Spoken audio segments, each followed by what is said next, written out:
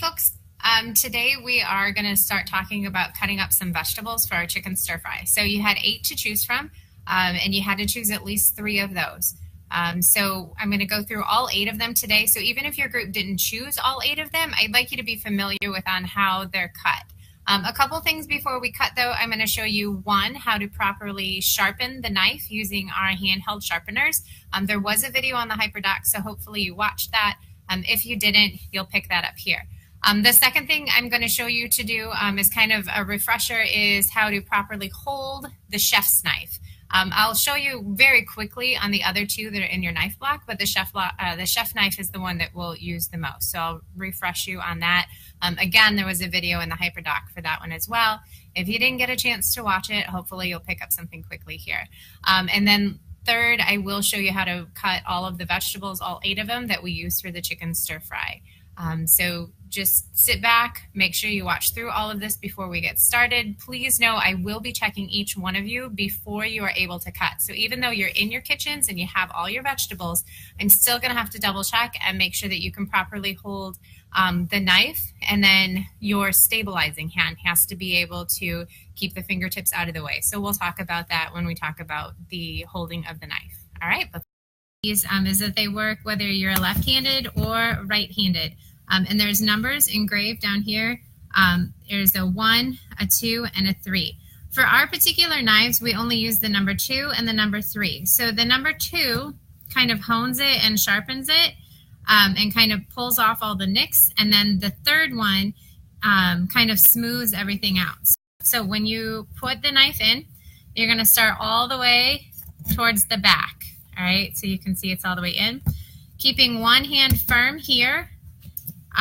With the thumb underneath to keep it out of the way, you're going to draw the knife straight back and kind of curve to the tip. Once, twice, and the third time. Now, once you do the third time, you're going to move over to number 3, and this just kind of smooths out. 1, 2, 3. Now, okay, the next thing we're going to talk about is how to properly hold the knife. And believe it or not, this is actually really important. So if you didn't watch the videos that I had on the HyperDoc, I do recommend that you go back and rewatch them just to make sure that you catch everything. So with our chef's knife, we take our first 3 fingers, our last 3 fingers, the pinky, the ring, and the middle finger, and those get wrapped around the handle. The next thing is your index finger. This top knuckle should rest on the very top of the chef's blade, and then your thumb is going to kind of pinch the blade in between your knuckle and the thumb. So the blade is right in the middle.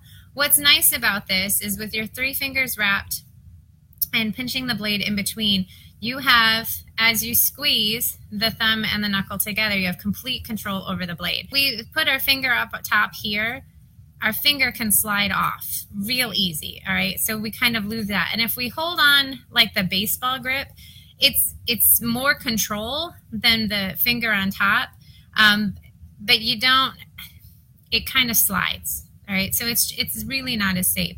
So ultimately, to make sure that you have complete control over the blade, it's definitely better to pinch it between your index knuckle and that thumb to have a better control. Now, with your other hand, so this hand, we want to make sure we keep all of our fingertips out of the way, because I want you to leave with everything that you came into class with. So when we are cutting something, we want to make sure that with our stabilizing hand, come up and kind of put with your fingertips on the ground, and then you're going to kind of roll forward just a little bit. So what it does is it keeps these fingertips behind, and the thing farthest forward is going to be your middle finger. Those knuckles are going to be the very first thing. Your thumb, we don't want it hanging out here, okay?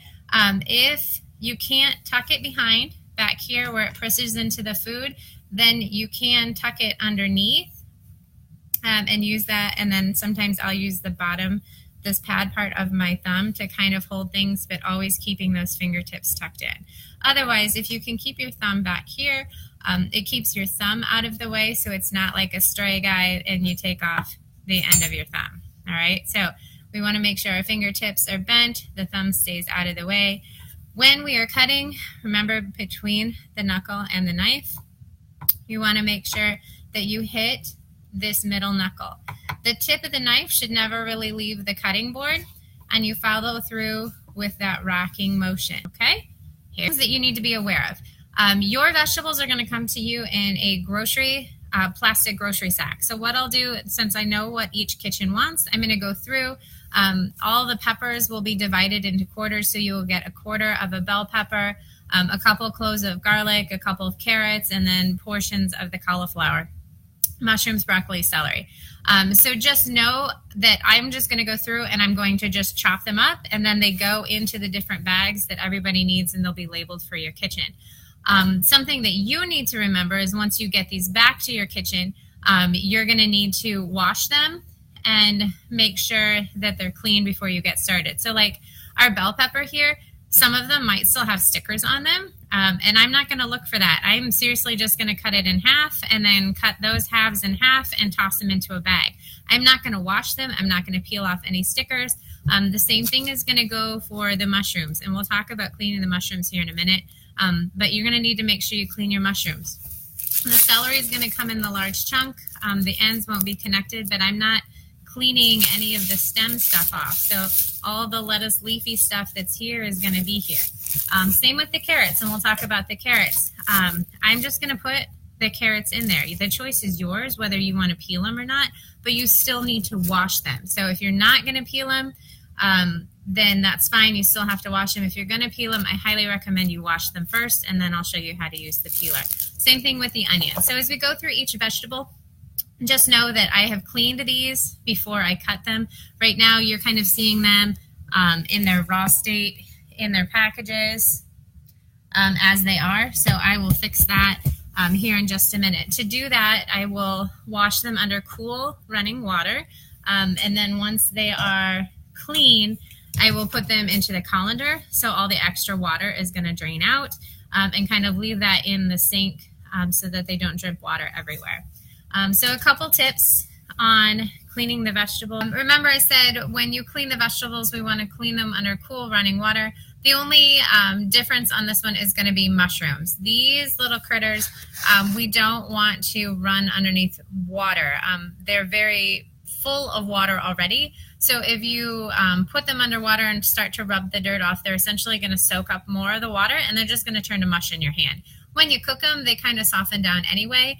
So when it comes to washing a mushroom, you want to just use paper towel that's slightly damp with some cool water. And then all you're going to do is just wipe off any dirt that might be on it. We're going to do some mushrooms. So I'm going to grab a good sized mushroom. What's nice with mushrooms, when you slice those, the mushrooms, you're literally just going to slice them. You want slices of mushrooms. So you don't want them too small, and you don't want them too big, so kind of a happy medium, kind of a Goldilocks, if you will.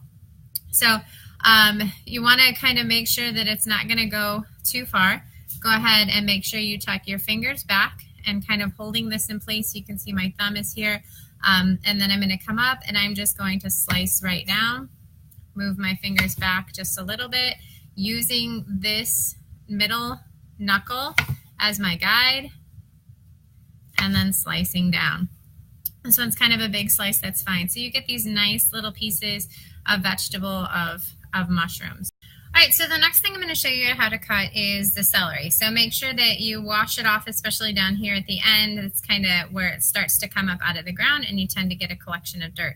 So we want to make sure that we wash away that dirt to kind of make things more sanitary. So what I like to do first is to take off just that end piece right here, because it's where it attached to the bottom. It tends to be not as tasty, so just cut that off, and I'm going to throw that in my trash bin. Over here, you'll notice the leafy greens are on the end. I don't like the leaves, but these still little stems that are here, those are still edible. So why chop off some extra celery when you're kind of looking for flavor? So I kind of find out where my leaves start and kind of fold them up, and then I'm going to come back and just take off that little bit of edge, and then this is all still good. Now here's the problem when it comes to celery. Celery is a little bit wobbly, okay? So to eliminate that problem, if you just roll it over, it gives it more of a stable and sturdy end for that to sit on. I'm going to take this tip off there. So it doesn't roll quite so much. Now, when it comes to celery, my thumb is staying out of the way and my fingertips are tucked under. I'm just going to take off a slight angle on the edge of my celery. And then I'm going to move in and cut. And then you just kind of retreat your fingers a little bit, like kind of like a spider walking backwards, moving my thumb and pushing down in with my fingertips. See if I can angle this a little better for you. Again, coming in and cutting down. And my celery pieces are not straight up and down, they're kind of curved off to the side. So the more comfortable that you get with using the sharp knife, the quicker you're going to be able to go. I don't expect any of you to speed through this. I would prefer that you not speed through it because I'd rather you be safe. Remember, no blood, no fire, no vomit. So take your time when you're cutting the vegetables. You don't want to bring the blade up higher than your knuckles because you have a higher chance then of coming down and cutting yourself. Make sure you keep your fingertips out of the way. You keep your thumb tucked backwards.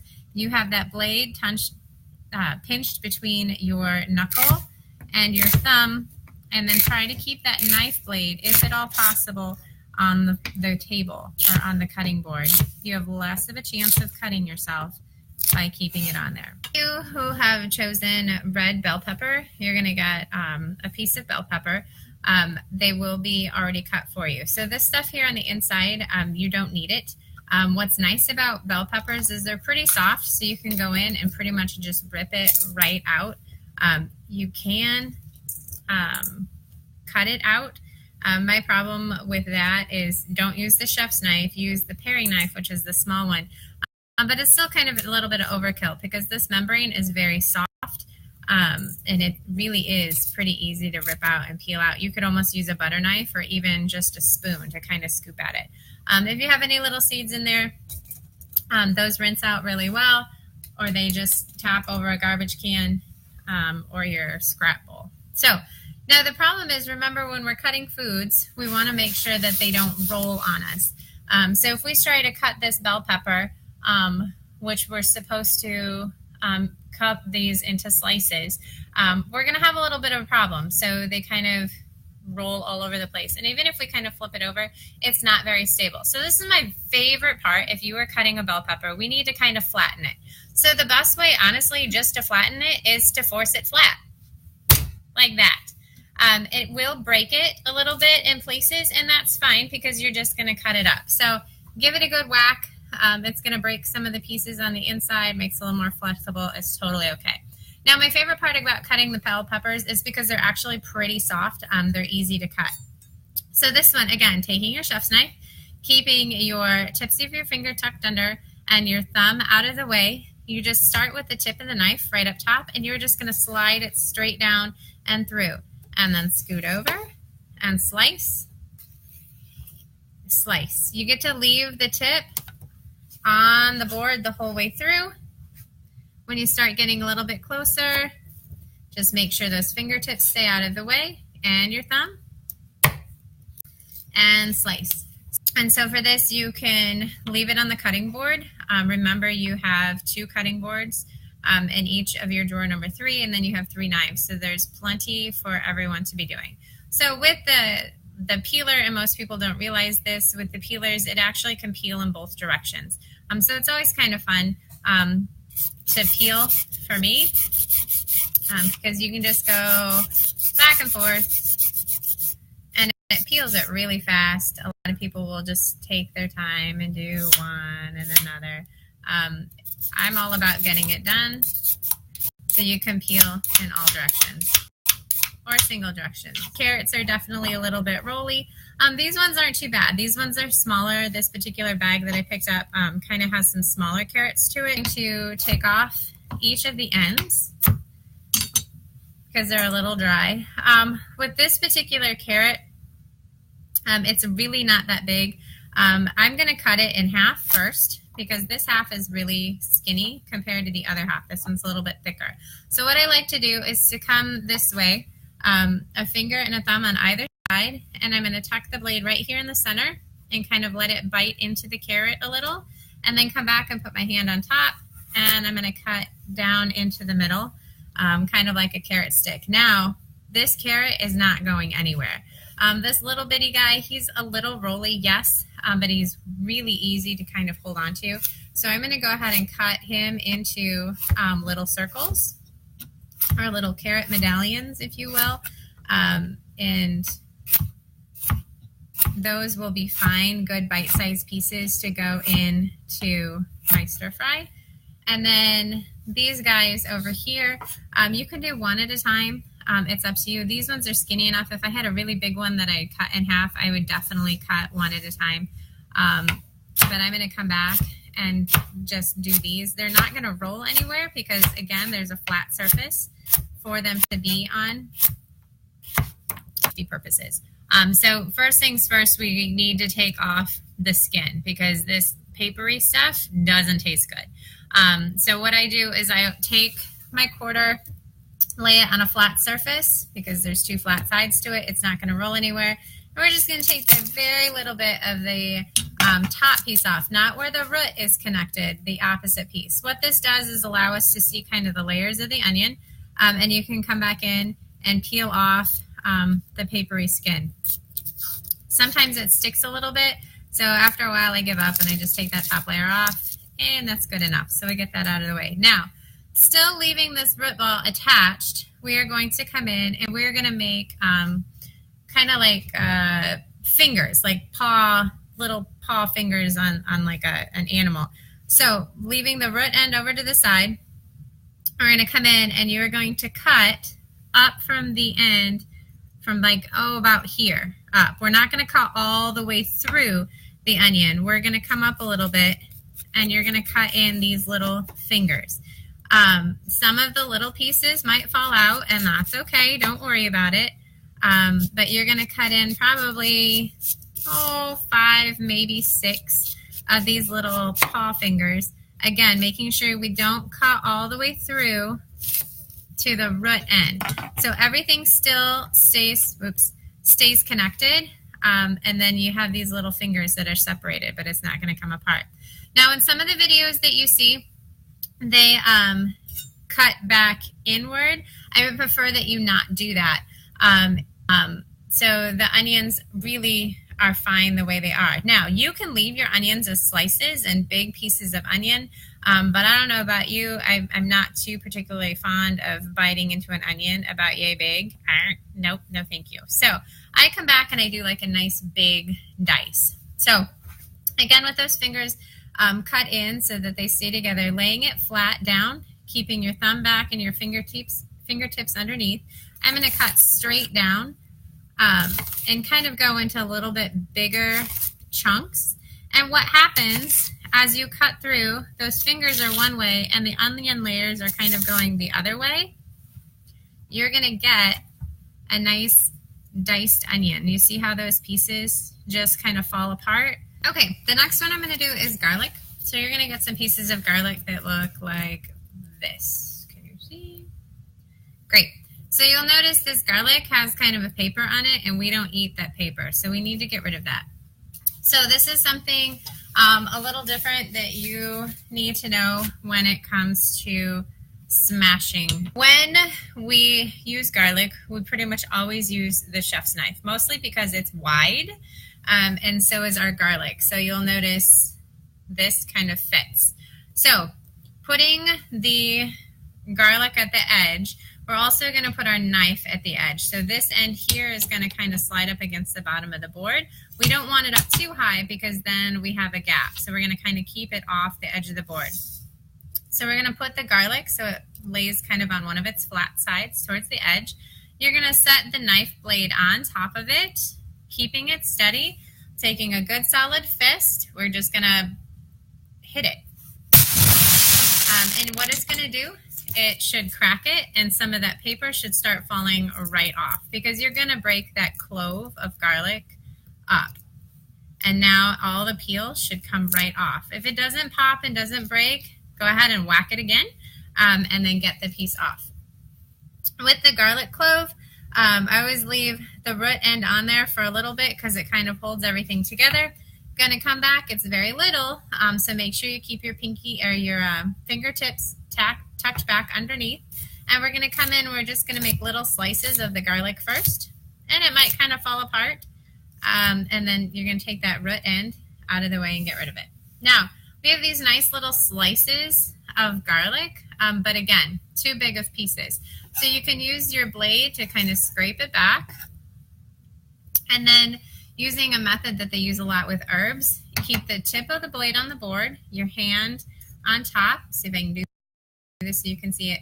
And you're just gonna kind of rock the knife back and forth, bringing it up just enough to get over the top of those little pieces of garlic and chop them into little pieces. Now, as it collects on the blade, just use your finger to gently slide them down, back onto the board, collect them back into a small pile, and doing the same thing, you're just gonna rock back and forth and mince up this garlic into little bitty pieces.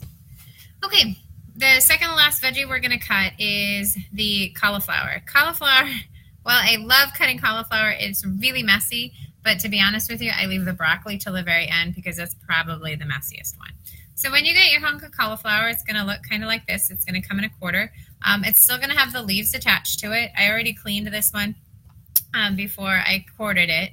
So you're just gonna come in and kind of cut in to take some of those leaves off. That's gonna go in my garbage bowl. I'll leave these little bitty floret guys. This is what this is. It's called a floret, a little piece. The stem is totally edible. The whole thing is edible, so don't just throw away the stems because you can eat those. So as I pull some more of this leaf away, there is kind of a thick stem, and the closer you get to the center, the stem does get a little woody, so I do take some of that off and get rid of that. So what will happen is some of your cauliflower is going to break apart, and you get some nice big pieces. Now, big pieces are great, but those don't cook down so well. So what I like to do is just come back straight through because it doesn't really roll. You're just going to come back and cut in slices. And there are people who will actually take the entire cauliflower head and they will cut it in one big chunk, and they make brain slices, and you can actually grill it on a grill with those big slices like that. So I take those flat slices and then just come back in and cut them in half, just so that they're a little bit smaller pieces.